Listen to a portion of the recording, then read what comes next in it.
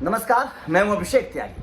IPL 2025 खत्म हो गया, लेकिन 2025 जिस तरीके से खत्म हुआ है कुछ सवाल छोड़कर चले गया, क्योंकि आरसीबी जीती और आरसीबी के जीतने के बाद जिस तरीके से उनकी विक्ट्री परेड हुई, उसमें जिस तरीके से भगदड़ मची और 11 लोगों की जिस तरीके से जान चली गई, 50 से ज़्यादा लोग घायल हो गए।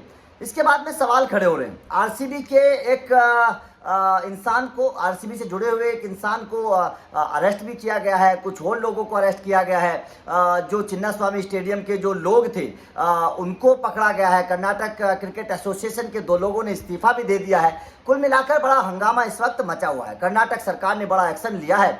अब ऐसे में एक सवाल खड़ा हो रहा है और लगातार ये चर्चाएं की भी जा रही हैं कि आईपीएल 2026 में, मतलब आईपीएल 2025 में तो आरसीबी जीत गई, लेकिन 2026 में आरसीबी बैन होने वाली है।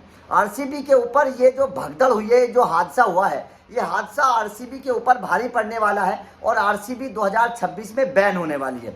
अब उसको लेकर क्या नियम कानून है, थोड़ा सा समझिएगा, क्योंकि मैं आपको समझाऊंगा कि आखिर आरसीबी के ऊपर ये एक्शन क्यों हो सकता है। दरअसल आपको पता है कि अभी इस वक्त जो माहौल चल रहा है उसमें आरसीबी को दोषी ठहराया जा रहा है। ये कहा जा रहा है कि अगर आरसीबी, क्योंकि पुलिस ने, कर्नाटक पुलिस ने और जो मतलब उस जगह की पुलिस थी जहाँ पर ये बेंगलोर की पुलिस थी, उन दोनों ने आरसीबी को पहले ये अल्टीमेटम दे दिया था कि आप इस तरीके की कोई रैली मत कराइए, आप इस तरीके का कोई प्रोग्राम मत कराइए। जबकि आरसीबी के मैनेजमेंट के लोगों ने अपनी मर्जी से इस कार्यक्रम को कराया, जिसके बाद ये पूरी भगदड़ मची, क्योंकि पूरे इंतजाम थे नहीं। पुलिस को पता था, पुलिस ने पहले ही आरसीबी के मैनेजमेंट को इस बात की जानकारी दे दी थी कि इस तरीके का कार्यक्रम ना करवाया जाए।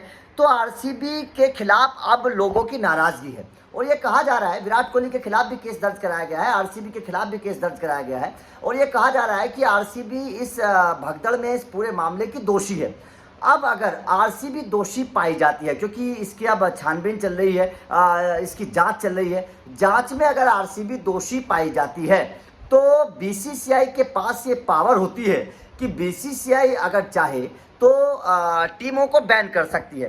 दरअसल जिस वक्त, वैसे तो आईपीएल की तमाम टीमें सेपरेट बॉडी होती हैं, प्राइवेट कंपनी की तरह ये तमाम टीमें चलती हैं, लेकिन जिस वक्त ये टीमें बनती हैं उस वक्त बीसीसीआई के साथ एक पेपर साइन होता है और उसमें इस चीज़ का बाकायदा जिक्र होता है कि किसी भी टीम के द्वारा जनता को हानि नहीं होनी चाहिए, लोगों को किसी तरीके की कोई परेशानी नहीं होनी चाहिए। अगर हुई और उसमें टीम दोषी पाई गई तो फिर टीम को बैन किया जा सकता है। तो उस कॉन्ट्रैक्ट के तहत आरसीबी अगर दोषी पाई जाती है इस पूरे मामले में, अगर ये पाया जाता है जांच में कि आरसीबी इस पूरे मामले की दोषी है, तो आरसीबी को बैन किया जा सकता है और जाहिर तौर पर ये बहुत बड़ा झटका होगा आरसीबी को, विराट कोहली को, अगर आरसीबी के खिलाफ ये एक्शन लिया जाता है आईपीएल 2025 के खिताब जीतने के बाद। तो जाहिर तौर पर ये बड़ी खबर है, आरसीबी के लिहाज से बड़ी खबर है, विराट कोहली के लिहाज से बड़ी खबर है, क्योंकि लोगों के ये भी आरोप है कि एक तरफ गेट के बाहर भगदड़ मच रही थी, लोग अपनी